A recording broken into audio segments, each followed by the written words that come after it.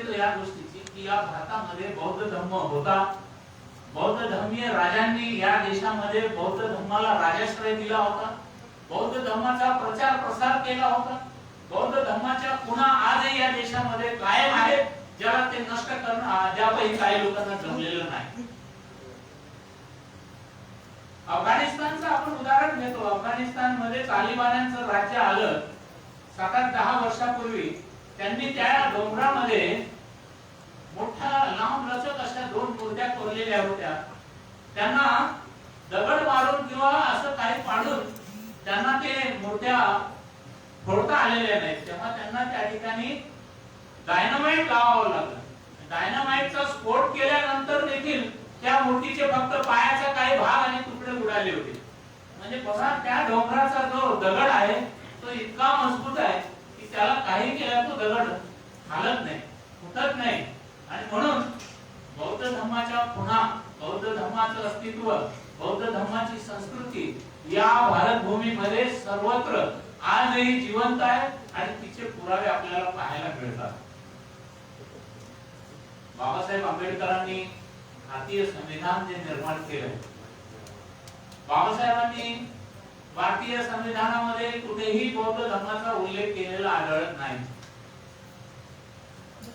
की ही घटना, हे संविधान किंवा हे कायदे तथागत भगवान बुद्धाला कुठेतरी समर्पित केलेले आहेत असंही कुठे लिहिलेलं नाही. भगवान बुद्धाने दिलेला धर्म या भारतीय संविधानामध्ये कायद्याच्या रूपामध्ये तो मी टाकलेला आहे असंही बाबासाहेबांनी कुठेही म्हटलेलं नाही. भगवान बुद्धाचं किंवा बौद्ध धर्माचं नाव न घेता बाबासाहेब आंबेडकरांनी भारतीय संविधान या देशाला दिलं आणि या देशामध्ये भारतीय संविधानाच्या कायद्याप्रमाणे 26 जानेवारी 1950 पासून राज्य कारभार सुरू झाला.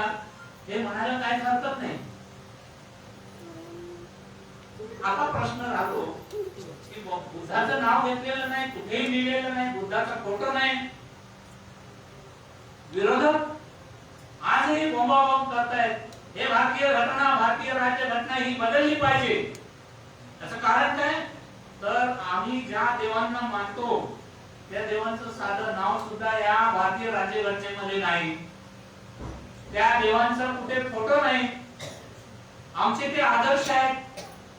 त्याचं असं म्हणणं आहे की हा देश हिंदूंचा आहे, म्हणजे हिंदू धर्मातले जे देवी देवता ज्यांना आम्ही आदर्श मानतो त्यांचे फोटो सुद्धा इथे नाही आहेत.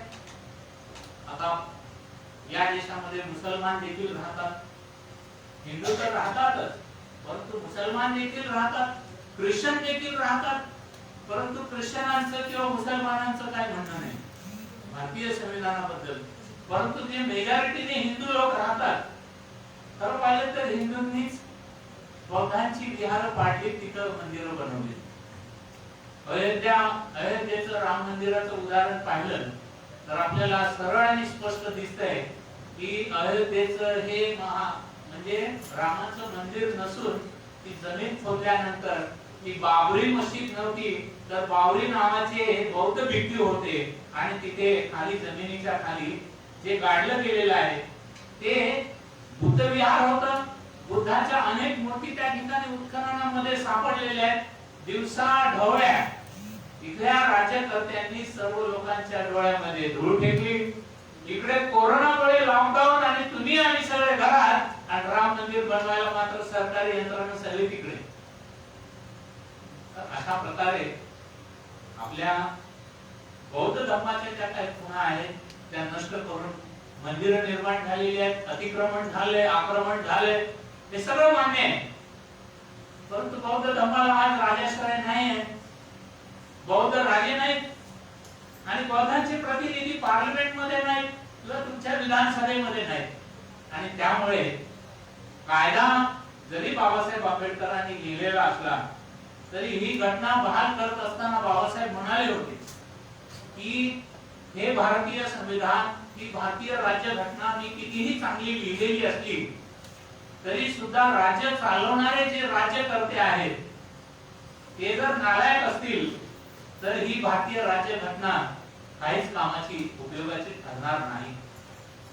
अर्थात बाबासाहेब आंबेडकरांनी सरळ सरळ या देशातल्या लोकांना हे सांगितलेलं आहे की या भारतीय संविधान हे खरोखर चांगल्या प्रकारचं लिहिलं गेलेलं आहे, परंतु या भारतीय संविधानातील कायदे ज्याची अंमलबजावणी जर चांगल्या प्रकारे झाली नाही तर या देशातल्या तळागाळातल्या लोकांना न्याय देऊ शकणार नाही किंवा ही घटना कुचकामी ठरेल, हे डॉक्टर बाबासाहेब आंबेडकरांनी त्यावेळेला आपल्याला सांगितलेलं आपल्याला पाहायला मिळतंय.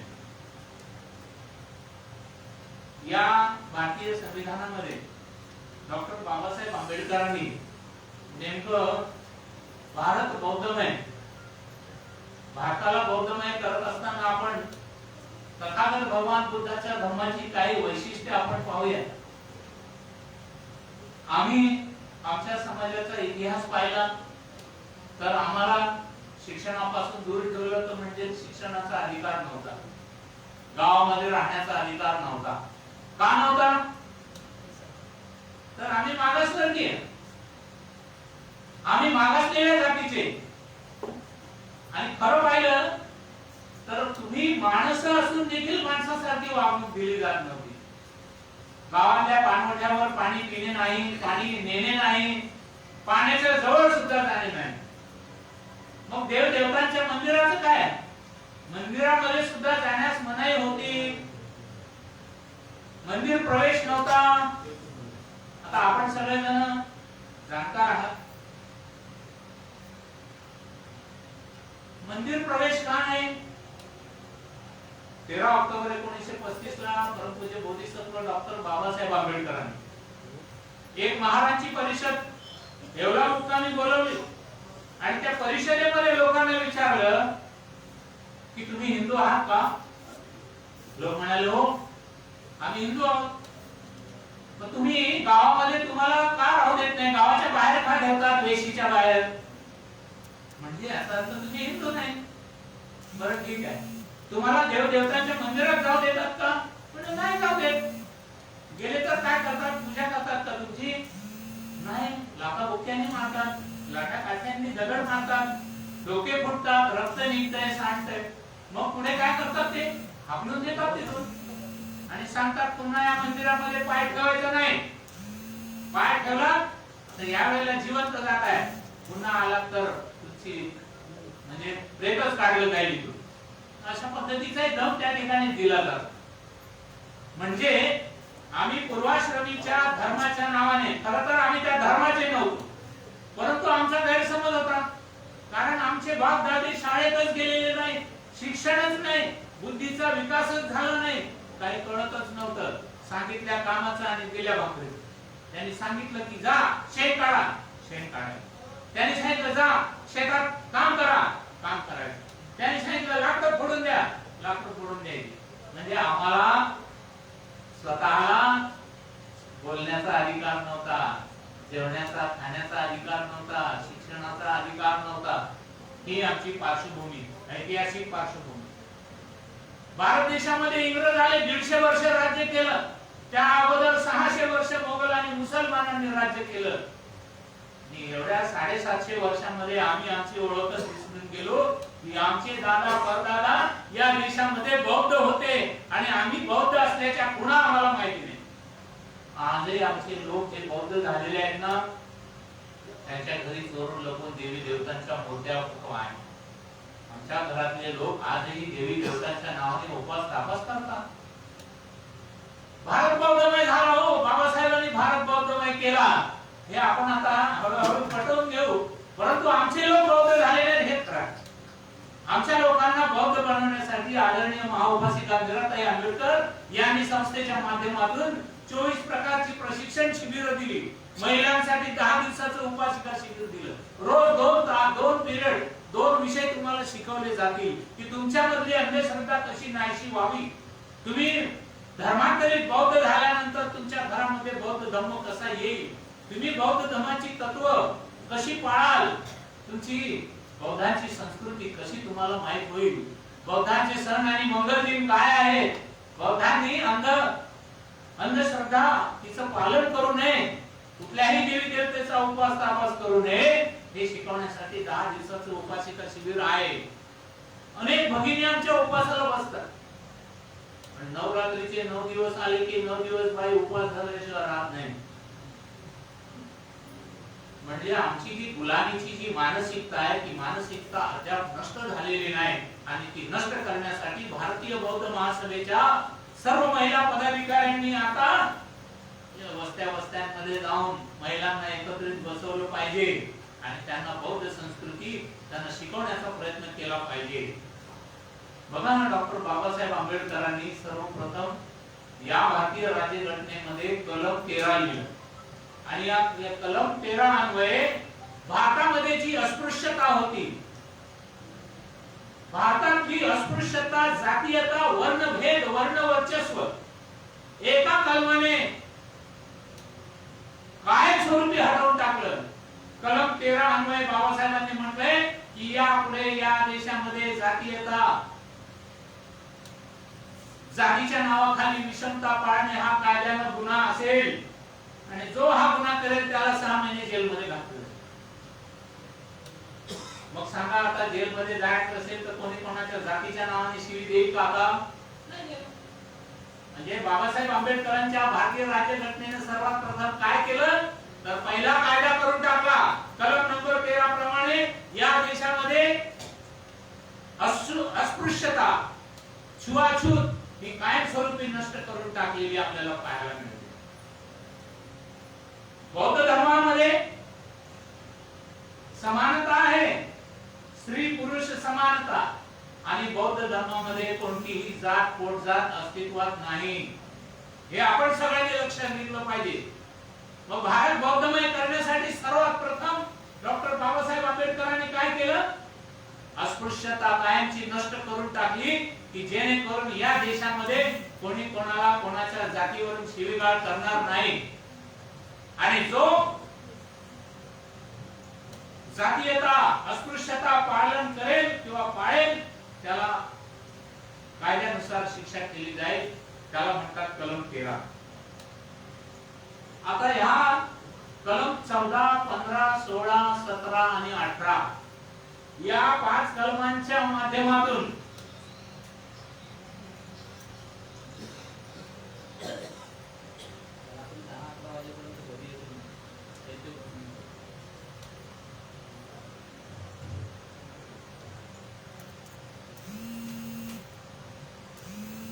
कायद्यानं सर्वच माणसांना, पुरुषांना, स्त्रियांना समानता दिली. कलम नंबर 14 ते 18. तुम्ही स्त्री असा, पुरुष असा, कुठल्याही ठिकाणी तुमचा जन्म झालेला असेल भारतामध्ये, तुम्हाला कायद्याच्या नजरेमध्ये समानतेनं पाहिलं जाईल, समानतेनं वागवलं जाईल. तुमच्या बरोबर लिंगभेद केला जाणार नाही. स्त्री पुरुष अशी त्या ठिकाणी भेदाभेद केला जाणार नाही. तुम्ही कुठल्या राज्यामध्ये जन्माला आले, बिहारमध्ये, पंजाबमध्ये, हरियाणामध्ये की मुंबईमध्ये, महाराष्ट्रामध्ये, भारत हा आपला देश आहे. आजही आपण पाहतो उत्तर प्रदेशचा माणूस पोट भरण्यासाठी मुंबईमध्ये येतो, महाराष्ट्रात येतो, वडेपाव विकतो. भारतामध्ये तुम्ही कुठल्याही कानाकोपऱ्यामध्ये जाऊ शकता. मनुस्मृतीच्या कायद्यानुसार तुम्ही तुमचं गाव देखील सोडू शकत नव्हते आणि तुम्हाला जो उद्योग आणि धंदा दिलेला आहे त्याच्याशिवाय दुसरा उद्योग तुम्ही करू शकत नव्हते. आणि हा मनुस्मृतीचा कायदा बाबासाहेब आंबेडकरांच्या कायद्याप्रमाणे कलम 14, 15, 16, 17, 18 या 5 कलमानुसार तुमच्यामध्ये असमानता कायमची नष्ट करून टाकली. समानतेनं समान हक्क तुम्हाला दिले. त्यानंतर कलम 19, 20, 21, 22 समानतेचा अधिकार दिला.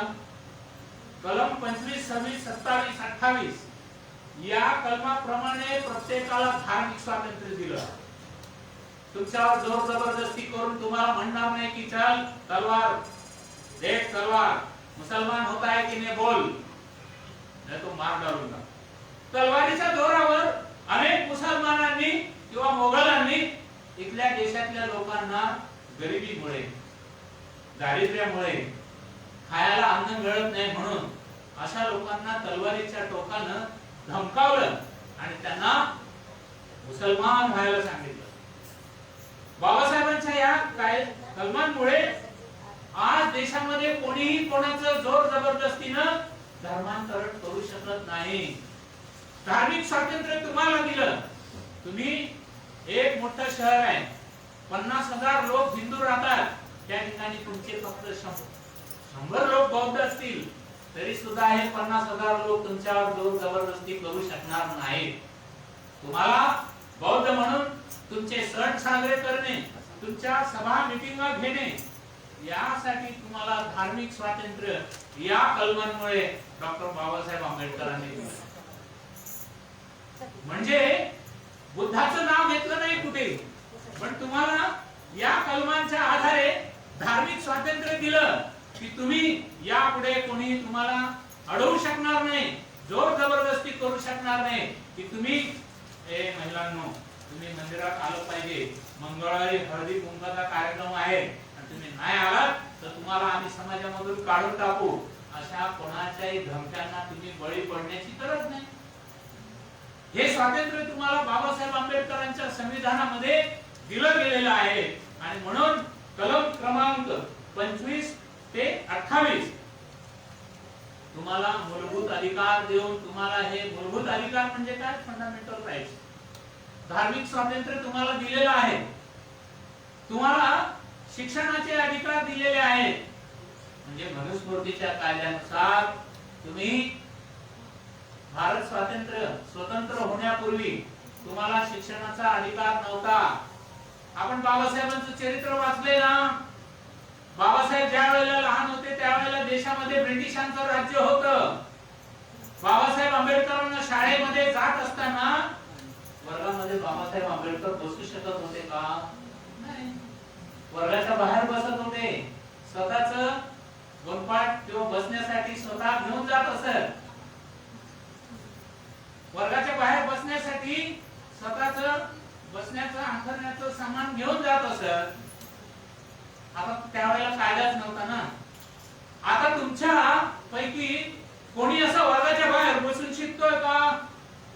तुमच्या मुलांना विचारा, मोठमोठ्या शाळांमध्ये जातात, कॉलेजमध्ये जातात, तुमच्या बरोबर जातीच्या धर्माच्या नावाखाली तुमच्या बरोबर भेदभाव कोणी करू शकतो काय? करू शकत नाही. कारण भारतीय संविधानानं या देशातल्या प्रत्येक नागरिकाला मूलभूत अधिकार दिले, त्याला म्हणतात फंडामेंटल राईट्स. आणि हे मूलभूत अधिकार प्रत्येक नागरिकाला दिले. ते कोणा एका व्यक्तीला, कोणा एका समाजापुरते मर्यादित नाही, तर या देशामध्ये जो जो जन्माला येतो तो या देशाचा नागरिक होतो. आणि या देशाचा नागरिक झाला की त्याला या भारतीय राज्यघटनेप्रमाणे त्याला मतदान करण्याचा अधिकार. त्या मनुस्मृतीच्या काळामध्ये नाही शिक्षणाचा अधिकार, तर तुम्हाला मतदानाचा पण अधिकार नव्हता. अरे मतदानाचा अधिकार नव्हता तर निवडणुकीला उभं राहून आमदार खासदार होण्याचा अधिकार मिळतच नव्हता. आज खऱ्या अर्थानं बऱ्याचशा नगरपालिका आहेत, बऱ्याचशा नगर परिषदा आहेत, जिल्हा पंचायती आहेत. अनाडी अनपढ माणसं आहेत आमची, 7वी 8वी 5वी शिकलेले, पण समाजाच्या जोरावर निवडून येतात आणि समाजाचं प्रतिनिधित्व करू शकतात. ते खरं तर बाबासाहेब आंबेडकरांच्या राज्यघटनेतील या मूलभूत अधिकारांमुळे. हे मूलभूत अधिकार जर दिले नसते तर आम्हाला शिक्षणाचा अधिकार नव्हता, धार्मिक स्वातंत्र्याचा अधिकार नव्हता, आम्हाला नोकरी करण्याचाही अधिकार नव्हता. कारण अस्पृश्यता होती. बाबासाहेब आंबेडकर या मुंबईच्या सेंट कॉलेजमध्ये प्रोफेसर म्हणून लागले. लेक्चर संपवल्यानंतर खाली आले. सर्व प्रोफेसर लोक एका ठिकाणी येतात. मग तहान लागल्यानंतर लेक्चर देऊन आल्यानंतर साहजिकच आहे, माणूस एखादा पेलावर पाणी पितो. त्या ठिकाणी ठेवलेला माठ होता. डॉक्टर आंबेडकर त्या ठिकाणी गेले, एक ग्लास घेतला आणि ते पाणी घेण्याच्या भांड्याने ते पाणी घेतलं, ग्लासात ओतलं आणि तिथे उभे राहून प्यायला लागले.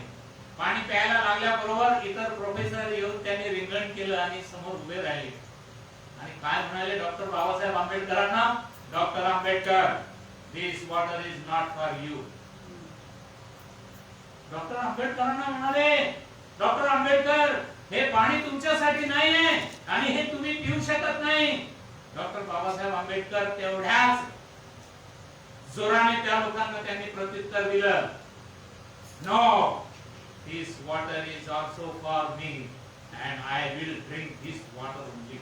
If at all you people can't drink this water, you may bring water for you from your home. म्हणजे मी हे पाणी पिणारच, कारण हे पाणी सार्वजनिक आहे. तुम्हाला जर हे पाणी चालत नसेल तर खुशाल तुम्ही तुमच्या घरून पाणी पिण्यासाठी घेऊन येत चला, मला मात्र हे चालणार नाही, मी हेच पाणी पिणार. हे डॉक्टर बाबासाहेब आंबेडकर बॅरिस्टर झालेले, डॉक्टरेट झालेले, 14-20 डिग्र्या मिळवलेले डॉक्टर बाबासाहेब आंबेडकर त्यावेळेला शालेय शिक्षण घेत होते. त्यावेळेला त्यांना वाटत होतं की हा माझा समाज गोरगरीब आहे, स्वच्छ नाही, आंघोळ करत नाही, शिक्षण नाही, त्यांना काही येत नाही, म्हणून कदाचित हे लोक आमचा हेट करतायत, आमच्या बरोबर अशी वागणूक आम्हाला देतायत. परंतु डॉक्टर बाबासाहेब आंबेडकरांना तेव्हा कळलं की मी एवढा शिकलो, जगामध्ये माझा विद्वान म्हणून सत्कार होतो, आणि तरी सुद्धा सिडनहॅम कॉलेज सारख्या ठिकाणी वेल क्वालिफाईड प्रोफेसर लोक मला म्हणतायत की डॉक्टर आंबेडकर हे पाणी तुमच्यासाठी नाही आहे. अरे पाणी हे निसर्गाचं देणं आहे, आणि पाणी हे सर्व निसर्गातील जीव जंतूंचं जीणं आहे. पाण्याविना कोणी लोक जिवंत राहू शकतात का? हवा आहे, पाणी आहे, हे पाणी काय कोणी यांच्या देवाने निर्माण केलंय? त्यांनी लिहिलं इतिहास.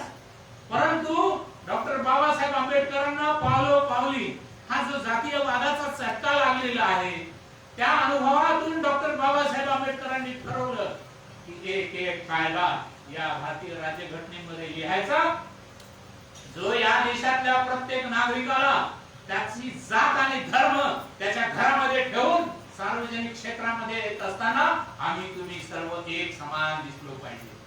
कायद्याच्या दृष्टिकोनातून कायद्याच्या समोर स्त्री असो, पुरुष असो, तो कुठल्याही धर्माचा असो, त्याला एक समानतेनं किंवा एका कायद्यानुसार एक नजरेनं त्याला पाहिलं गेलं पाहिजे.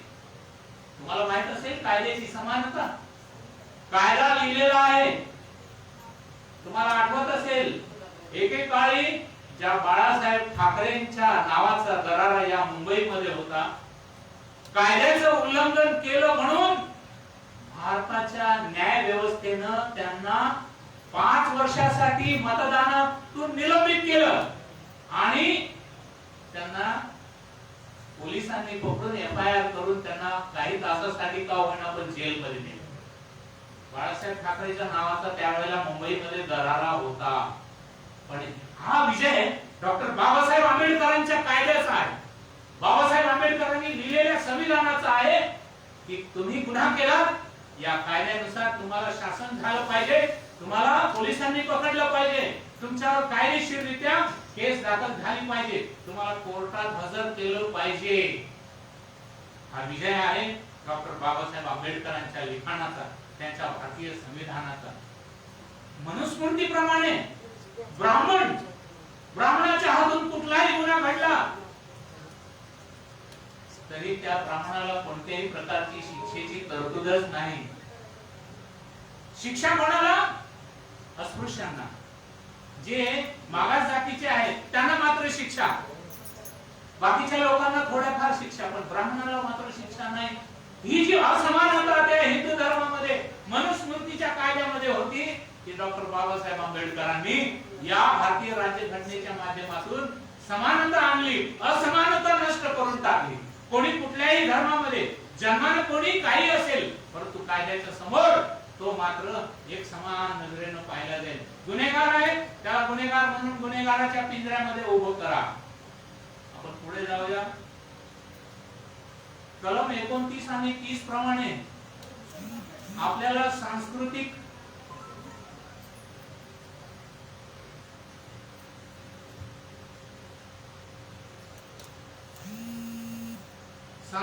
आणि शैक्षणिक अधिकार दिले. सांस्कृतिक कार्यक्रम आपणही करू शकतो, तुम्ही नाटक सिनेमा करू शकता, नाहीतर बाबासाहेबांचा सिनेमा कधी अस्तित्वात येऊ शकला नसता.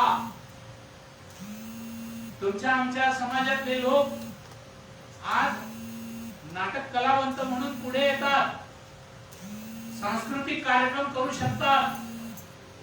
एकेकाळी तो अधिकार आपल्याला नव्हता. स्वच्छ कपडे घालण्याचा अधिकार नव्हता, सोनं नाणं घालण्याचा अधिकार नव्हता. घरामध्ये तुम्हाला पितळेचे तांब्याची भांडी सुद्धा ठेवण्याचा अधिकार नव्हता. मातीची भांडी ठेवा घरी. आणि गळ्यामध्ये जसे म्हशी गावाला आपल्या बकऱ्या असतात, बकऱ्यांच्या गळ्यात मोठे मोठे मणी घालतात ना, तसे आमच्या मागासवर्गीयांच्या महिलांच्या गळ्यामध्ये मोठ्या मोठ्या मण्यांच्या माळा. ही असमानता होती. आमच्या केंद्राचे राष्ट्रीय कोषाध्यक्ष आदरणीय राजेश पवार या ठिकाणी आलेले आहेत. सुटून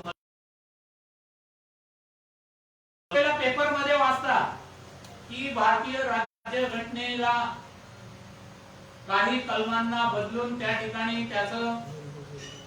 त्याला काय म्हणतात, अमेंडमेंट, भारतीय राज्यघटनेमध्ये बदल करणे. आता काही लोकांना असं वाटतंय की झालं, बाबासाहेबांनी लिहिलेले कायदेच आता काढून टाकलेत. तसं नाही. भारतीय राज्यघटनेची वैशिष्ट्य काय? रबर तुम्ही हातामध्ये घेतला, रबर असं ताणलं की कुठपर्यंत जातं, इथपर्यंत, आणि ते सोडलं की ते पुन्हा त्याच्या ओरिजिनल आकारामध्ये जातं. भारतीय संविधानाचं सुद्धा बाबासाहेब आंबेडकरांनी तसंच केलेलं. भारतीय संविधानामधले कायदे तुम्ही मुळासकट काढू शकत नाही, ते काढण्याचे अधिकार दिलेले नाहीत. परंतु त्या कायद्याला एक्सपांड करून, त्या कायद्याच्या कक्षा वाढवून तुम्हाला अधिक काय सुधारणा करता येत असेल, जेणेकरून समाजाच्या कल्याणासाठी, हितासाठी तुम्हाला ते करण्याची मुभा बाबासाहेबांनी दिलेली आहे. To amend the laws, rules, regulations. Babasaheb आंबेडकरांनी तुम्हाला तुमच्यावर काही होणारे अन्याय असतील, अत्याचार असतील, तुम्ही सपोज एखाद्या कंपनीत कामाला जाता आणि तुम्हाला महिनाभर काम करून झाल्यानंतर पगारच दिला नाही आणि तुम्हाला सांगितलं की गेट आउट, आता परत या कंपनीत पाय ठेवायचा नाही, तर तो अन्याय, त्या अन्यायाला वाचा फोडण्याचा अधिकार तुम्हाला दिलेला आहे. तुम्ही त्याच्या विरुद्ध अपील करू शकता कोर्टामध्ये, आणि त्या कायद्याप्रमाणे तो जो कंपनीचा मालक आहे त्याला कोर्टात हजर राहून तुम्हाला जो पगार द्यायला पाहिजे तो त्याला तिथे देण्यासाठी भाग पाडलं जातं. म्हणजे आमचं ज्या वेळेला शोषण होतंय कंपन्यांमध्ये, नोकरीच्या ठिकाणी, ते शोषण झाल्यानंतर अन्यायाच्या विरुद्ध आवाज उठवण्याचा अधिकार या डॉक्टर बाबासाहेब आंबेडकरांच्या राज्यघटनेनं तुम्हाला दिलेला आहे, की जे तुमच्यावर अन्याय केला जातो. तुम्ही एखादी वस्तू बाजारातून खरेदी केली, लाकडाचा पलंग घेतला आणि तुम्हाला तो पलंग चुकीचा वाटला किंवा ताबडतोब त्याचं नुकसान झालं, तुम्ही त्याच्या विरुद्ध आवाज उठवू शकता, केस करू शकता, आणि तो अधिकार तुम्हाला कायद्याने दिलेला आहे. तुम्ही शेती करता गावाला, तुमच्या शेतीमध्ये कोणी अतिक्रमण केलं, आक्रमण केलं, तर कायदेशीररित्या त्याच्या विरुद्ध तुम्ही आवाज उठवू शकता. भारतीय संविधानानं तुम्हाला त्या कायद्याचं संरक्षण दिलेलं आहे.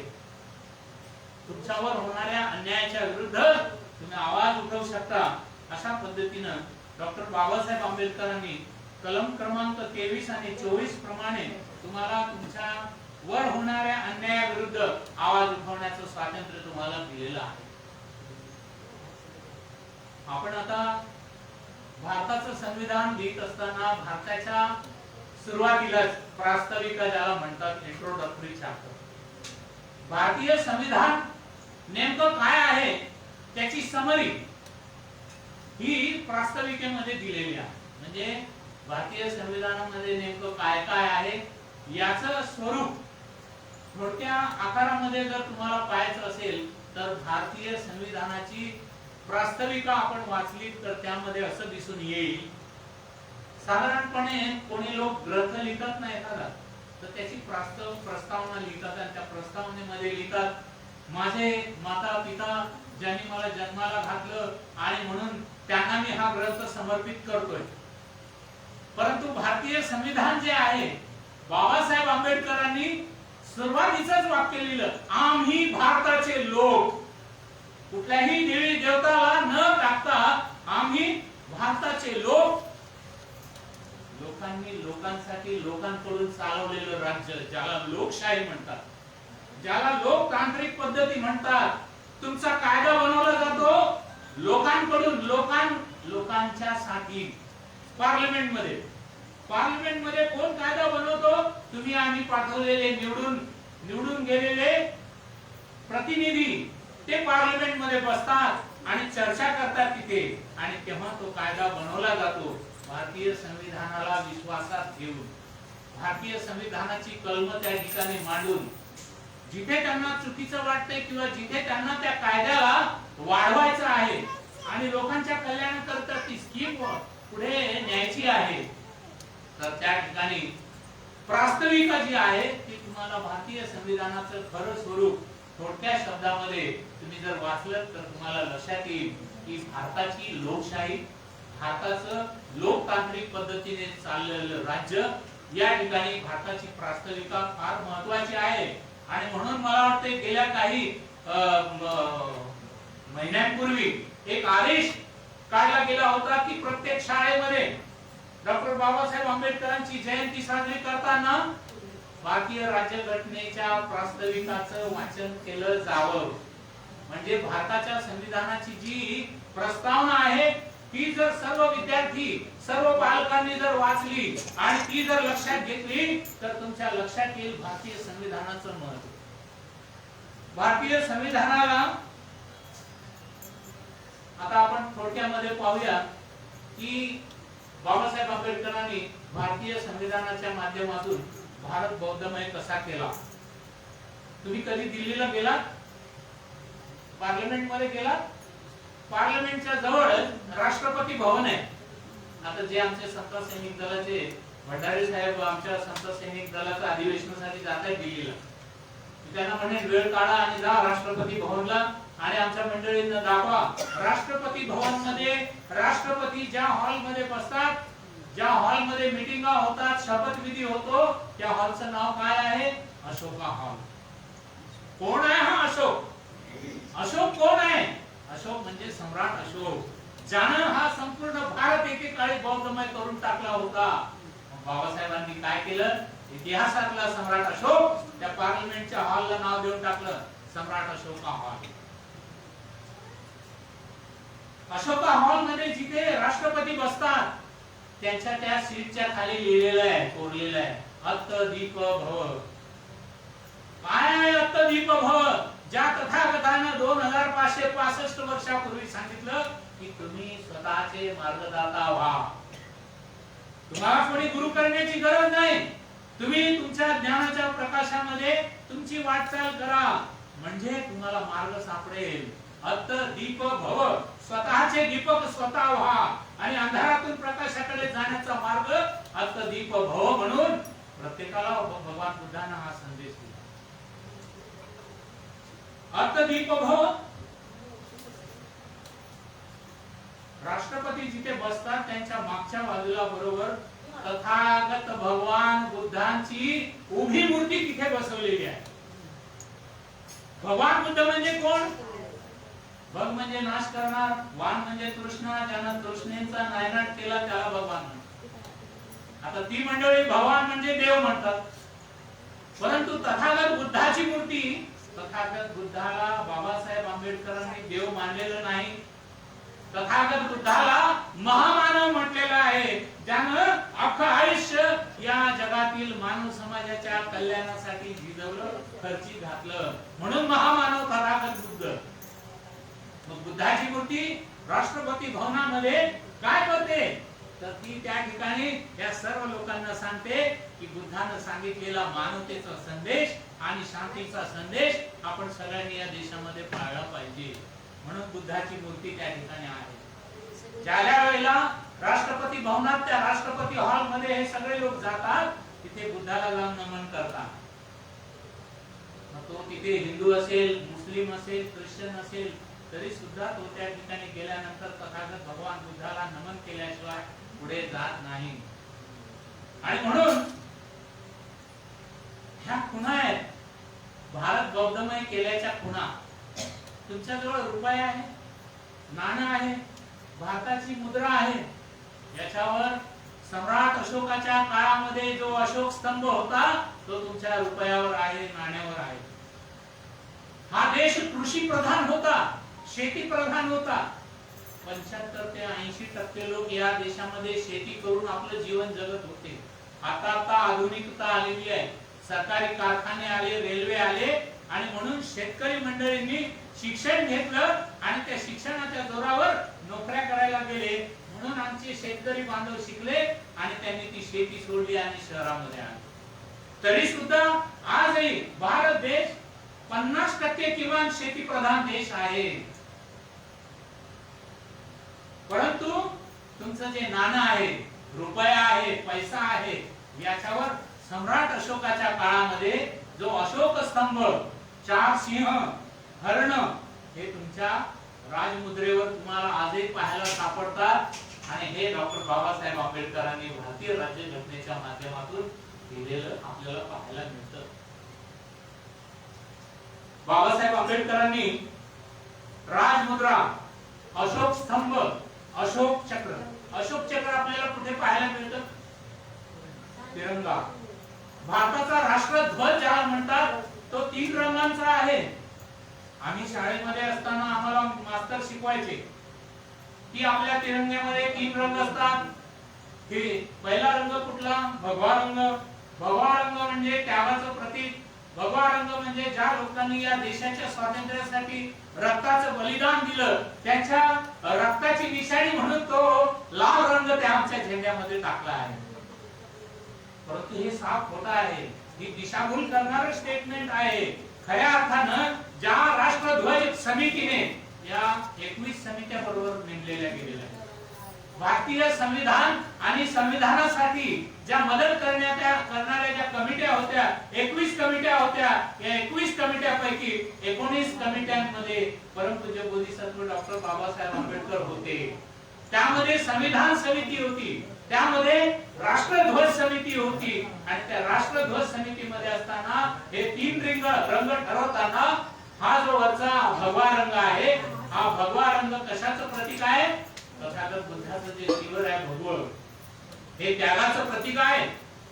लोकांच्या कल्याणासाठी ज्यांनी त्याग केलेला आहे त्या त्यागाचं प्रतीक म्हणजे आमच्या तिरंग्यामध्ये वरचा रंग केशरी रंग, त्यालाच भगवा रंग म्हणतात ना. छत्रपती शिवाजी महाराजांचा झेंडा सुद्धा भगव्या रंगाचा होता. छत्रपती शाहू महाराज देखील भगव्या रंगाचाच वापर करत होते. जे संत मंत होऊन गेले ते लोक या भगव्या रंगाचं वस्त्र धारण करत होते. म्हणजे त्यागाचं प्रतीक होतं. आमचे भंतेजी यांनी घरदार, बायको, मुलं, नातेवाईक सगळं रिश्ते नाते तोडून टाकले. कशासाठी? भगवान बुद्धाच्या धम्माचा प्रचार आणि प्रसार करण्यासाठी. मग याला म्हणतात त्याग. आणि त्या त्यागाचं प्रतीक म्हणजे त्यांचं चिवर. आणि ते केशरी रंगाचं आहे. कोणी त्याला भगवा म्हणतात. अरे भगवा म्हणजे काय? भग आणि वान. ज्यानं सर्व प्रकारच्या कृष्णांचा नायनाट केला त्याला म्हणतात भगवान. त्याचा शॉर्ट फॉर्म झाला भगवा. आणि हे भगवा वस्त्र म्हणजे काय? त्यागाचं प्रतीक आहे. आणि ते त्या तिरंग्यामध्ये घातले गेले. मधला रंग कुठला? पांढरा रंग. त्याच्या खाली कुठला? हिरवा. पांढरा रंग कशाचा प्रतीक आहे? जे भगवान बुद्धाच्या धम्मामध्ये जे उपासक उपासिका नांदतात, वावरतात, त्यांना सफेद वस्त्र धारण करावं म्हणून सांगितलंय. आता हे आपल्याला काहीच माहिती नाही. पण 14 ऑक्टोबर 1956 ला डॉक्टर बाबासाहेब आंबेडकरांनी जी धम्मदीक्षा नागपूरच्या दीक्षाभूमीवर दिली, त्यावेळेला बाबासाहेबांनी आदेश दिला होता की तुम्हाला जिथे जिथे सफेद वस्त्र मिळेल ते सफेद वस्त्र धारण करा. ज्यांना धम्मदीक्षा घ्यायची आहे त्यांनी नागपूरच्या दीक्षाभूमीवर यावं. आणि त्यावेळेला तुम्हाला सांगतो, नागपूरच्या परिसरामध्ये काय 2-4 आसपासच्या जिल्ह्यामध्ये कोणत्याही दुकानामध्ये सफेद वस्त्र शिल्लक राहिलेलं नव्हतं. लोकांनी एवढ्या मोठ्या प्रमाणामध्ये सफेद शर्ट, पॅन्ट, धोतर हे सगळं सफेद वस्त्र धारण करून त्या धम्मदीक्षेला गेले होते. आणि म्हणून डॉक्टर बाबासाहेब आंबेडकरांनी आम्हाला एक मार्ग दाखवला. हे सफेद वस्त्र म्हणजे शांततेचं प्रतीक, निर्मळतेचं प्रतीक, शुद्धतेचं प्रतीक. या सफेद शर्टावर, पॅन्टीवर, साडीवर एखादा डाग पडला तर तो ताबडतोब नजरेस पडतो. म्हणजे आपण स्वच्छ राहिलं पाहिजे, निर्मळ राहिलं पाहिजे. जो सफेद वस्त्र घालतो कुठेही जाऊन बसत नाही घाणीमध्ये. तो अगोदर व्यवस्था करतो साफसफाईची आणि मग एखादं कापड टाकतो आणि त्या ठिकाणी बसतो. कारण सफेद वस्त्रांना घाण सहन होत नाही. सफेद रंगामध्ये बरोबर अशोक चक्र आहे आणि या अशोक चक्राचा रंग आहे निळा चक्र, निळ्या रंगाचं चक्र. या अशोक चक्राचा नेमका काय संबंध आहे बुद्ध धर्माशी? तर हे अशोक चक्र नव्हे तर हे धम्मचक्र आहे. आणि हे धम्मचक्र नव्हे तर प्रतित्य समुत्पाद आहे, म्हणजे कार्यकारण भाव आहे. किती मोठा सखोल अभ्यास केला असेल त्यांनी. आणि हे सर्वसामान्य लोकांना माहितीच नाही. निदान बौद्धांनी तरी हे जाणून घेतलं पाहिजे की हे अशोक चक्र म्हणजे कार्यकारण भाव होय. आणि या कार्यकारण भावाचा अर्थ असा आहे याच्यामुळे त्याची निर्मिती होते. तुम्ही आहात म्हणून पुढची तुमची संतान आहे. तुम्ही स्वतंत्र आहात म्हणजे पुढची लोक सुद्धा स्वतंत्र आणि आझाद होतील. तुम्ही शिक्षित आहात, तुमची पुढची संतान देखील शिक्षित होतील. म्हणून बाबासाहेब म्हणाले शिका, संघर्ष करा आणि संघटित व्हा. काय मंडळी आजही या राजकीय पदाधिकाऱ्यांनी पुढाऱ्यांनी बाबासाहेब आंबेडकरांचे हे जे घोषवाक्य आहे शिका, संघर्ष करा आणि संघटित व्हा म्हणत नाही. ते म्हणतात शिका, संघटित व्हा आणि मग संघर्ष करा. अरे कोणाबरोबर संघर्ष करायचा आहे? बाबासाहेब म्हणत होते शिक्षणासाठीच तुम्हाला परिस्थिती बरोबर संघर्ष करायचा आहे. उपाशी पोटी राहून तुम्हाला संघर्ष करायचा आहे. त्यावेळेच्या आमच्या माता पित्यांना सांगितलेलं बाबासाहेबांनी, 2 वेळ जेवताना एकच वेळ जेवा, 1 वेळ उपाशी राहा, पाणी पिऊन काढा, परंतु तुमच्या मुलांना शिकवा. म्हणजे परिस्थितीशी संघर्ष करा हे बाबासाहेब आंबेडकरांना अभिप्रेत होतं. पण राजकारणी लोकांनी त्याचा अर्थ आपल्या स्टाईलने बदलून घेतला. शिका, संघटित व्हा आणि संघर्ष करा. कोणाला? राजकीय पुढाऱ्यांना. इलेक्शन मध्ये त्यांना झेंडे घेऊन फिरवा आणि सत्ता मिळवा, आमदार खासदार व्हा आणि स्वतःचं पोट भरा आणि स्वतःच्या नातेवाईकांचं भलं करा. डॉक्टर बाबासाहेब आंबेडकरांनी असं केलं नाही. डॉक्टर बाबासाहेब आंबेडकरांनी स्वतःच्या एकुलत्या एक मुलाला देखील आमदार खासदार बनवलं नाही. राजगृह जे बांधलं ना ते त्यांनी पुस्तकासाठी बांधलं. बाबासाहेब आंबेडकरांनी त्यागमय जीवन जगलेले आहे. म्हणून हे जे अशोक चक्र नव्हे तर ते धम्मचक्र होय आणि धम्मचक्र नव्हे तर तो कार्यकारण भाव होय. त्यालाच प्रतित्य समुत्पादाचा सिद्धांत म्हणतात. तो या प्रत्येक बौद्ध माणसाने जाणून घेण्याची गरज आहे. काही लोक म्हणतात त्याच्यात 8 आरे आहेत. अरे 8 आरे असतील तर आर्य अष्टांगिक मार्ग आहे. 24 आरे असतील तर तो कार्यकारण भाव आहे. 4च आरे असतील तर ते 4 आर्य सत्य आहे. तुम्ही कुठूनही गेलात तरी तुम्हाला बुद्धाचीच गाठ आहे. बौद्ध धर्माची तत्व त्याच्यामध्ये घातलेली आहेत. नाहीतर ते अशोक चक्र कुठून आलं आणि कोणाला माहिती आहे? बाबासाहेब आंबेडकरांनी त्याचा अभ्यास केला आणि त्या समितीमध्ये असताना ते अशोक चक्र त्या ठिकाणी घातलं. शेवटचा रंग आहे तिसरा, हिरवा. हिरवा रंग म्हणजे काय? मुसलमानांचा आहे. मुस्लिम लोक हिरव्या रंगाला फार मानतात. परंतु डॉक्टर बाबासाहेब आंबेडकर त्या समितीमध्ये होते. हा हिरवा रंग म्हणजे हा देश हरित क्रांती इथे झाली पाहिजे. हरित क्रांती कोणाची? 75 ते 80% लोक शेती प्रधान होते. शेती करणारे शेतकरी लोक होते. त्यांना जर पूर्व चांगल्या प्रकारे पाणी मिळालं, पीक पाणी चांगलं आलं तर ते अधिक पैसा कमवतील आणि श्रीमंत होतील. त्यांची भरभराट होईल. आमच्या देशातून अनेक वर्ष बाजूच्या राज्यांना देशांना आम्ही तांदूळ पुरवत होतो, मसाला पुरवत होतो. अनेक प्रकारची धान्य आपल्या देशातून इतर देशात जात होती. म्हणजे आमचा देश संपन्न होता. आणि असे म्हणतात की भारत देश म्हणजे वो सोने की चिडिया. भारत देश म्हणजे हा जम्बूद्वीप आणि या जम्बूद्वीपामध्ये एकेकाळी सोन्याचा धूर निघत होता. इथे लोक दरवाजांना टाळे आणि कुलप लावत नव्हते, कारण इथे चोरी होत नव्हती. तथागत बुद्धाने दिलेलं पंचशील तत्वाप्रमाणे लोक चोरी करत नव्हते. प्रत्येकाच्या घरी धन धान्य संपत्ती आणि तो सुखी होता. चोरी करण्याची गरजच नव्हती. नशापान लोक करत नव्हते. सम्राट राजा अशोकाच्या काळामध्ये हा भारत देश पुढे संपन्न झाला आणि बौद्ध संस्कृती इथे फोफावत गेली. आणि बौद्ध संस्कृती इथे फोफावल्यामुळे इथे चोर नव्हते, चोरी करत नव्हते, व्यभिचार करत नव्हते, दारू आणि व्यसन कुठल्या प्रकारचं करत नव्हते. आणि म्हणून हा देश सुखी संपन्न होता. आणि म्हणून परदेशातले लोक म्हणायचे की या जम्बूद्वीपामध्ये ही एक प्रकारची सोने की चिडिया आहे. इथे सोनं उगत होतं, सोन्यासारखी माणसं होती. आणि म्हणून डॉक्टर बाबासाहेब आंबेडकरांनी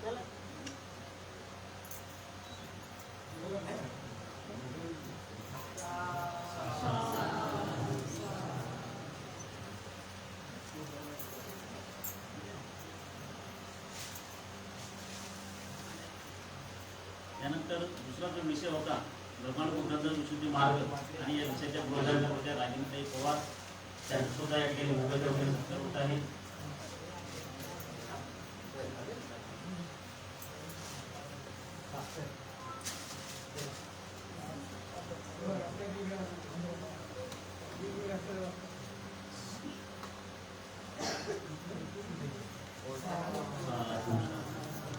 चौथा विषय बौद्धांची पवित्र स्थळ या विषयाचे प्रवचनकार आदरणीय श्रीमती गुरुजी यांचा तो विषय होता, परंतु आज एक उपस्थित नाही. त्यानंतर पुढचा विषय 5वा विषय बौद्ध धर्म आणि विज्ञान या विषयाचे प्रवचनकार राष्ट्रीय कोषाध्यक्ष आदरणीय राजेश पवार गुरुजी यांचा सुद्धा सत्कार होत आहे.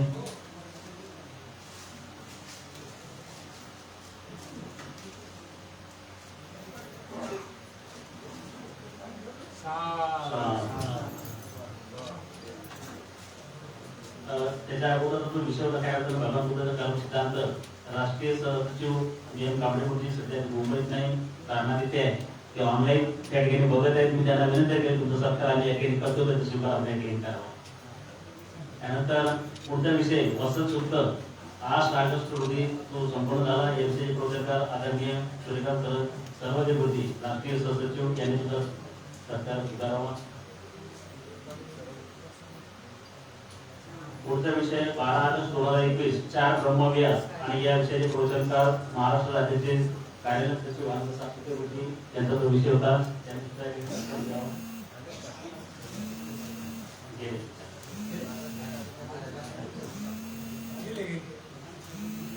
त्यानंतर पुढचा विषय 15 ऑगस्ट 2021 रोजी डॉक्टर बाबासाहेब आंबेडकरांचे देशव्यापी योगदान हा विषय माझा होता, परंतु मी या दिवशी तो विषय दिला नव्हता. मी ते पुढे दिला होता. कार्यकर्त्यांना विनंती केली त्या ठिकाणी यायच्या बौद्धांचे सण व मंगल दिन हा विषय त्यांनी दिला होता. त्यांचा सुद्धा सत्कार या ठिकाणी होत आहे.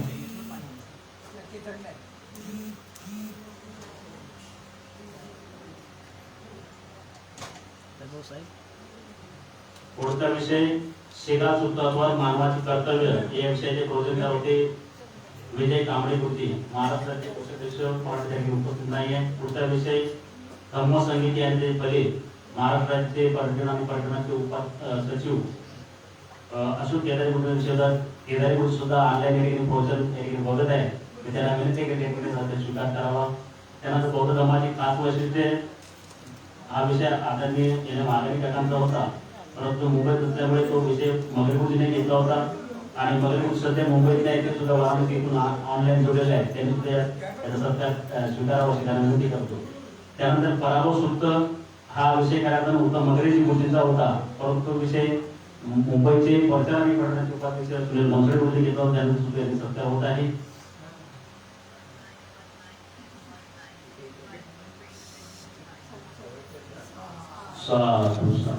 पुढचा विषय भगवान बुद्धाचे धम्मनगर 5 सप्टेंबर 2021 रोजी महाराष्ट्र राज्याचे अध्यक्ष आदरणीय भिकाजी कांबळे गुरुजींनी या ठिकाणी विषय दिला होता. त्यांचा सुद्धा या ठिकाणी मुंबईत सत्कार होत आहे.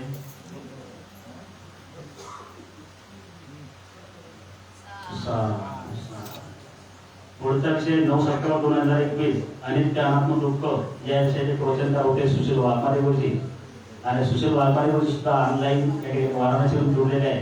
त्यांचा सुद्धा त्यांनी ऑनलाईन स्वीकार करावा. त्यानंतर पुढचा जो विषय होता 12 September 2021 symbol of knowledge doctor Babasaheb Ambedkar या विषयाचे प्रवचनकार होते केंद्रीय पश्चिम विभागाचे प्रमुख आदरणीय ॲडव्होकेट एस.एस. वानखेडे गुरुजी या ठिकाणी नाही, त्यांचा सुद्धा आम्ही मुंबईतून सत्कार करत आहोत. ऑनलाईन असेल तरी त्या ठिकाणी स्वीकार करावा.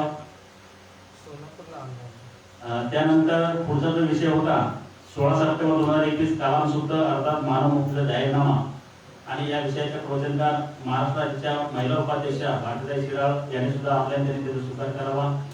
त्यानंतर 17 सप्टेंबर 2021 सूर्यपुत्र भैयासाहेब आंबेडकरांचे अष्टपैलू व्यक्तिमत्व आणि या विषयाच्या प्रवचनकार केंद्रीय महिला विभागाच्या सचिवा वैशालीताई अहिरे यांचा विषय होता. या ठिकाणी वैशालीताई अहिरे सुद्धा उपस्थित नसल्यामुळे ऑनलाईन त्यांनी स्वीकार करावा.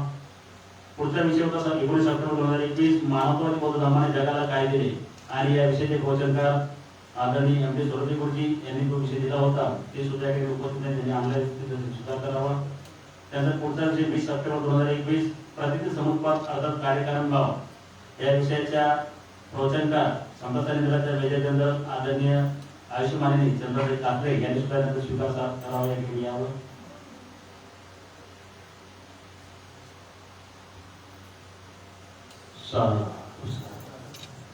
पुढचा विषय 23 सप्टेंबर 2021 त्यागमूर्ती माता रमाईंचे असूपैल व्यक्तिमत्व आणि या विषयाच्या प्रवचनकार केंद्रीय प्रशिक्षण विभागाच्या उपप्रमुख सुप्रताई कातारनी या ठिकाणी त्या विषयाला न्याय दिला होता.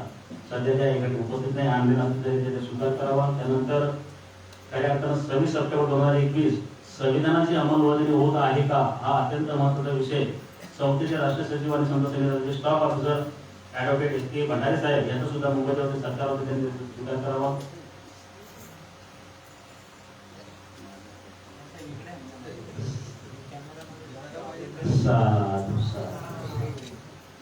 त्यानंतर पुढचा विषय 30 सप्टेंबर 2021 रोजी डॉक्टर बाबासाहेब आंबेडकर हे विश्वरत्न कसे आणि या विषयाचे प्रवचनकार मुंबई प्रदेशचे संस्कार विभागाचे सचिव आदरणीय अमर कावडे गुरुजी यांनी येऊन त्याचा सत्कार स्वीकार करावा.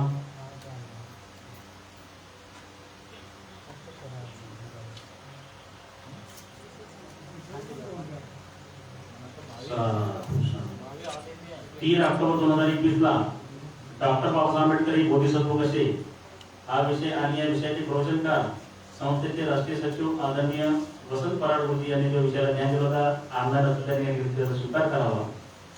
त्यानंतर पुढचा जो विषय होता बौद्ध धर्माचे ब्रिटिशकालीन संदेशवाद अर्थात या विषयाचे प्रवचनकार प्राध्यापक युवराज दसवाडीकरांना दिला होता, परंतु ते येऊ न शकल्यामुळे संस्थेचे प्रशिक्षण विभागाचे उपप्रमुख आदरणीय अरुण साळे गुरुजी त्यांनी विषय दिला, त्यांनी सुद्धा या ठिकाणी या मुंबई प्रदेशच्या वतीनं सत्कार स्वीकारावा.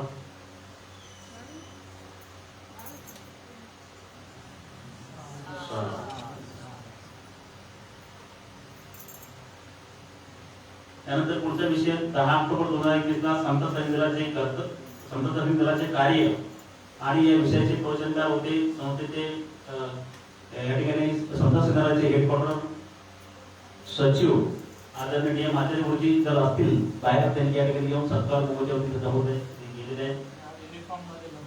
मेकर ऑफ युनिवर्स अर्थात विश्वगुरु भगवान गौतम बुद्ध या विषयाचे प्रवचनकार 14 ऑक्टोबर 2021 यांनी निश्चित केलेला आहे. आदरणीय गेट ड्रायव्हर गुरुजी या ठिकाणी मुंबईत त्यांची सुरुवात उपस्थित नसते तरी त्यांना विनंती केली की ऑनलाईन जर असतात की आपण एक विषय त्यांचा विषय आहे ऑनलाईन.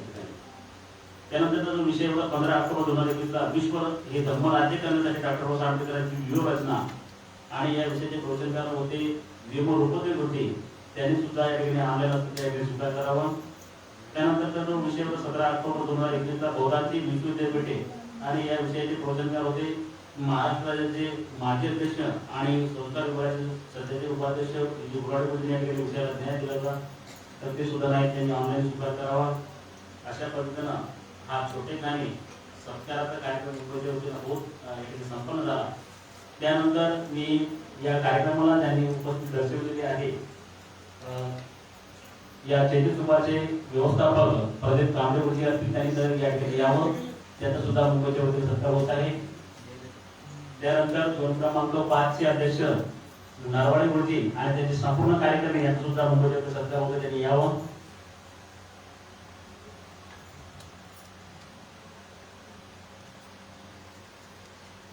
त्यानंतर 2 क्रमांक 6 चे अध्यक्ष येलवाई घोडेराव गुरुजी आणि त्यांचे संपूर्ण कार्यकर्ते यांचा सुद्धा सत्कार होत, त्यांनी यायचं आहे. आतमध्ये या घोडेराव गुरुजी.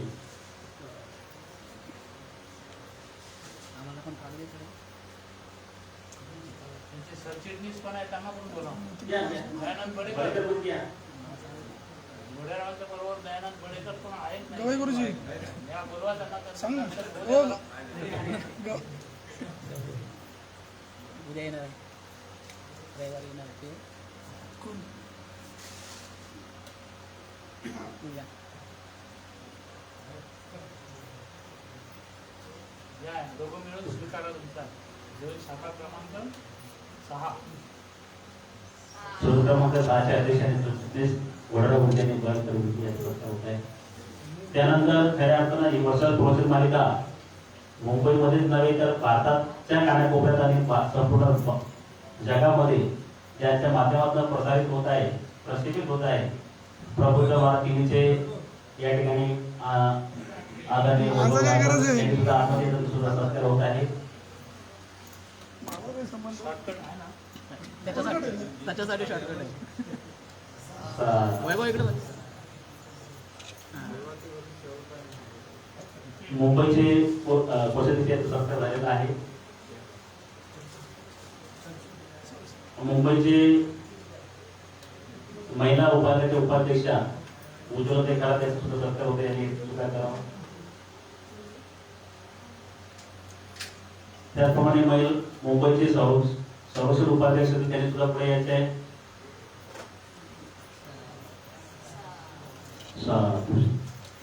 मुंबई परिषदेचे संस्कार सचिव पंढरनाथ कांबळे यांचा सुद्धा सत्कार होत आहे.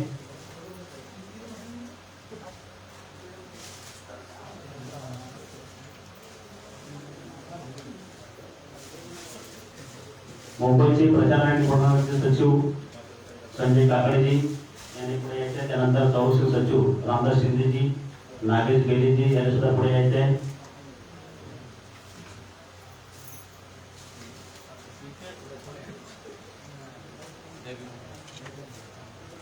काकडे मुंबईचे संघटक महादेव गायकवाड आणि संतोष मडकरजी यांनी सुद्धा पुढे यायचे आहे.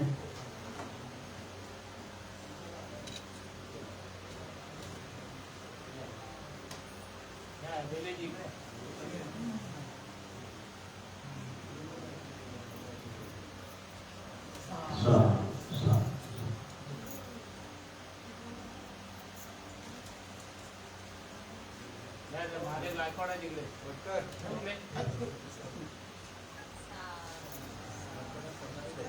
हे मोठे भाऊ, एक छोटे भाऊ.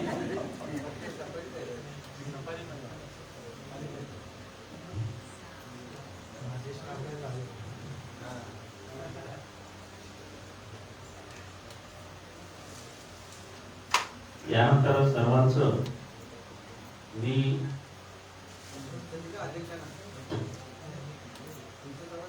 या प्रवचन मालिकेचे अध्यक्ष आणि संस्कार विभागाचे उपाध्यक्ष यांचं स्वागत राष्ट्रीय महासचिव करतील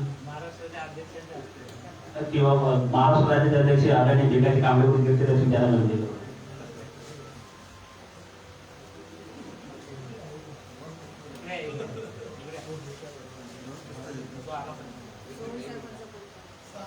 साधू साधू.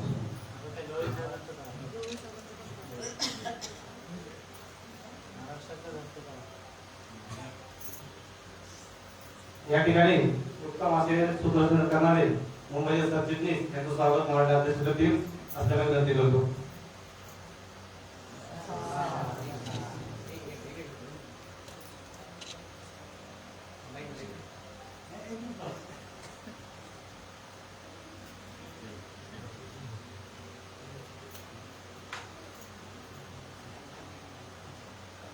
या ठिकाणी सर्व उपस्थितांचं मी वेळेअभावी शब्दसमूहाने स्वागत करतो आणि या वर्षाल प्रवचन मालिकेचा सांगता समारंभ होत असताना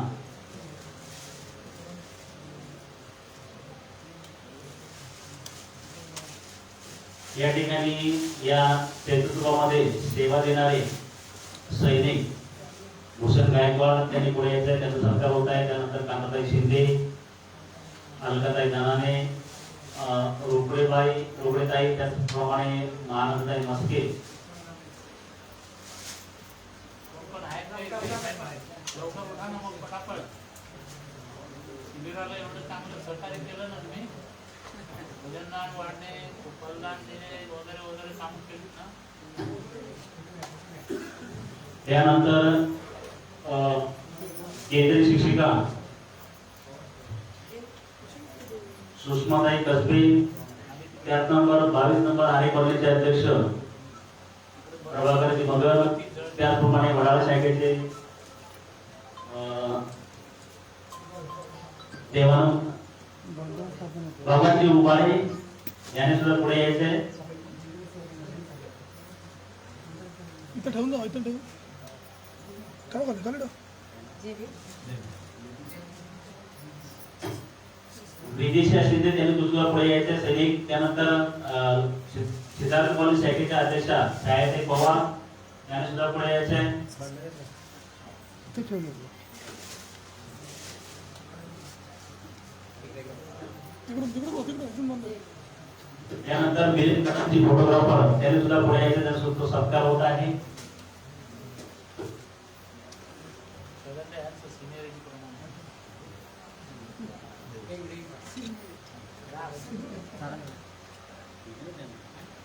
मटकर तुमचं लय सुरू आहे हो.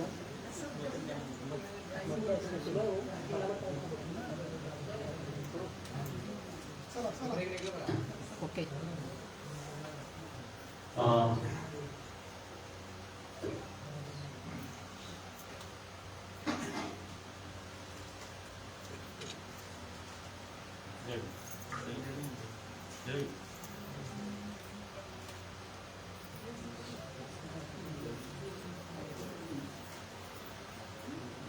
छान.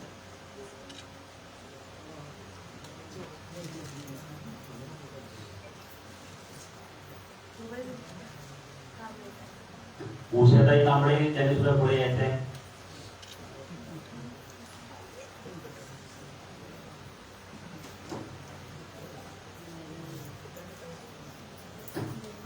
त्यानंतर समता सैनिक दलाचे असिस्टंट ऑफिसर अशोकजी कदम साहेब यांना सुद्धा आतमध्ये यायचे. ते बाहेर असल्यामुळे मला दिसत नसल्यामुळे त्याचं स्वागत राहून गेलेलं आहे.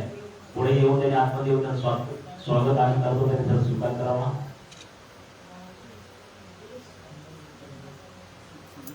अशोकजी कदम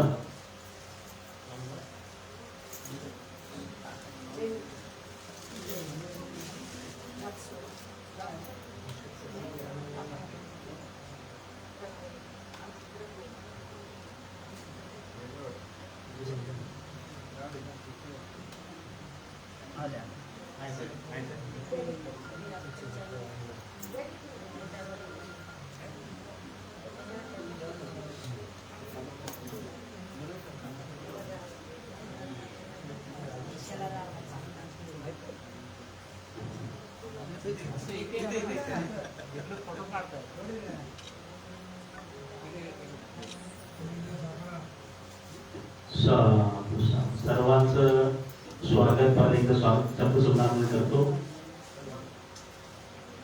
त्यानंतर या ठिकाणी या वर्षात पोहोचून मालिकेला आपल्या सर्वांच्या सहकार्यानं पूर्णत्वास नेण्यास आम्हाला फार हातभार लागलेला आहे. तर मी या ठिकाणी आभार प्रदर्शन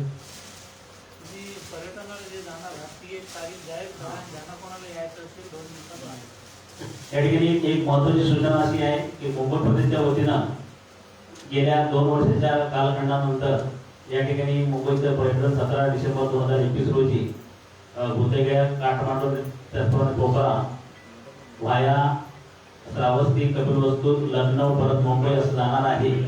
आणि त्याचं आपण या ठिकाणी फी 15,500 रुपये ठेवलेली आहे. ज्यांना कोणाला यायचं असेल तर 2 दिवसामध्ये मुंबईच्या प्रदेश कार्यालयासोबत आपण संपर्क साधावा. जवळजवळ या 1 वर्षाच्या गॅप नंतर मुंबई प्रदेशच्या वतीनं 2 बसेस यावेळी भूतेगया प्रकरणाला जाणार आहे. जवळजवळ आपल्याकडे 77 लोकांची नावं नोंद झालेली आहे आणि मोजक्या जवळ 10 सीट फक्त या ठिकाणी उपलब्ध आहेत. ज्यांना कोणाला यायचं असेल त्यांनी ताबडतोब आपली नावं नोंदवावी या ठिकाणी आपलं विनंती करतो. त्यानंतर या प्रवचन मालिकेचे अध्यक्ष त्यांना मी विनंती केली होती की तुम्ही या ठिकाणी आभार प्रदर्शन करावं, फक्त म्हणजे तुम्हीच आभार मानावं. तर या प्रवचन मालिकेला ज्यांची उपस्थित लाभलेली आहे खऱ्या अर्थानं आजच्या या प्रवचनाला राष्ट्रीय महासचिव जगदीश गवई साहेब त्यांचं तर प्रवचन आपल्यामध्ये उपस्थित राहिलेले आहेत. त्यांचं त्याचप्रमाणे राष्ट्रीय सचिव आणि संसद जिल्ह्याचे स्टाफ ऑफिसर आदरणीय ॲडव्होकेट एस के भंडारी साहेब, राष्ट्रीय कोषाध्यक्ष राजेश पवारजी, राष्ट्रीय सहसचिव सूर्यकांतजी सरवदे, त्याचप्रमाणे केंद्रीय महिला विभागाच्या उपप्रमुख रागिणीताई पवार, समता सैनिकांच्या staff of major general Chandrarai Kasle, Maharashtra राज्याचे अध्यक्ष आदरणीय Vikasji Kamble, assistant staff officer Ashokji Kadam, त्याचप्रमाणे केंद्रीय पश्चिम विभागाचे उपप्रमुख अरुण साळवे गुरुजी, त्याचप्रमाणे महाराष्ट्र राज्याचे कार्यालय सचिव आनंद सातपुते गुरुजी नेमून गेलेले आहेत. त्याचप्रमाणे मुंबई प्रदेशचे कोषाध्यक्ष विलास काळेगुरुजी, परचारणी प्रणाली उपाध्यक्ष सुनील मासुडेगुरुजी, महिला विभागाच्या उपाध्यक्षा उज्ज्वलाताई खरा, त्याचप्रमाणे मुंबईचे संस्कार सचिव बद्रनाथ कांबळेजी, अमर कांबळेजी, परचारणी प्रणालीचे सचिव संजय काकडेजी, संरक्षण सचिव नागेश गेलेजी, रामदास शिंदेजी, आता या ठिकाणी महिला विभागाचे सचिव मुंबईच्या दीप्ताई लोखंडे या ठिकाणी उपस्थित राहिले, त्यांचं सुद्धा मुंबईच्या वतीने स्वागत करण्यात येत आहे. त्याचप्रमाणे मुंबईचे संघटक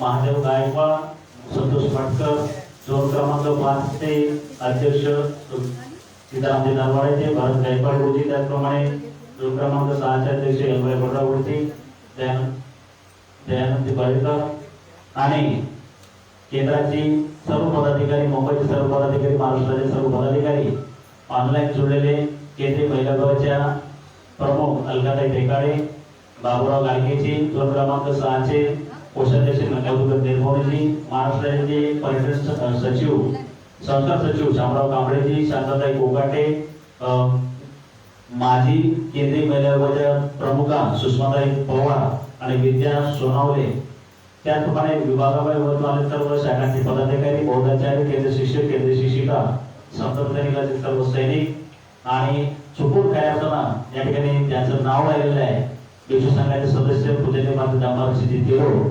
यांचं आणि सर्वांचं मी मुंबईच्या वतीनं आभार व्यक्त करतो, आपल्या सर्वांना धन्यवाद देतो आणि अशाच पद्धतीने आपण या वसंत प्रोजेक्ट मालिकेला येणाऱ्या काळात आणि मुंबईला सहकार्य करावं अशी अपेक्षा व्यक्त करतो. या ठिकाणी 2 मिनिटं स्तब्धता होईल आणि 2 मिनिटं दिग्विजय लोखंडे यांनी सुद्धा पुढे त्यांचा स्वागत होत आहे.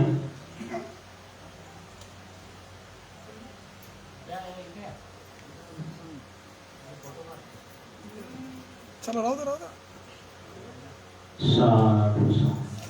त्याचप्रमाणे देवानंद लोखंडे पुढे यायचे आहेत, लाल डोकर शाखेचे सरचिटणीस, त्यांचा सुद्धा सत्कार होत आहे.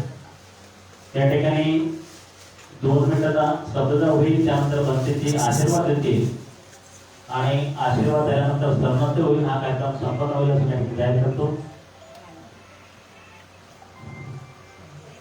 2 मिनिटं सर्वांनी स्तब्धता.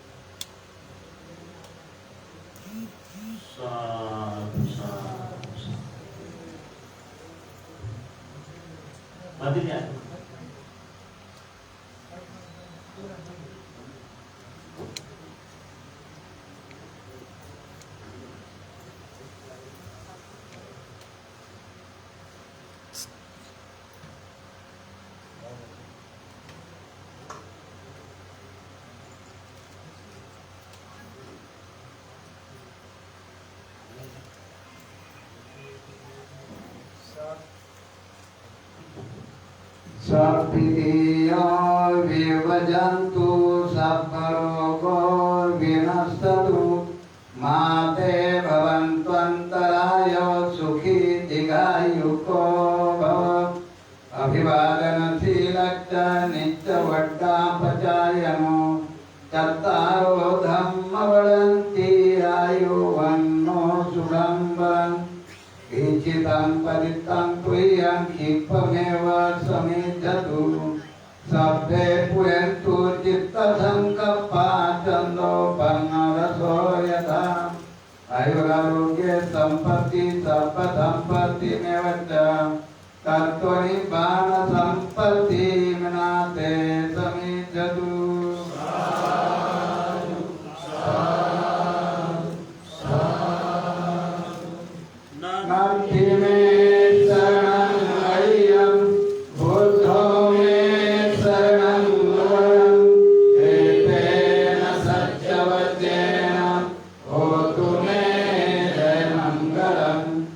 नत्थि मे शरणं मह्यं धम्मो मे शरणं वरं एतेन सत्यवचेन होतु मे जयनं नरं नत्थि मे शरणं मह्यं संघो मे शरणं वरं एतेन सत्यवचेन होतु मे जयनं नरं साधु साधु साधु बुद्धं नमामि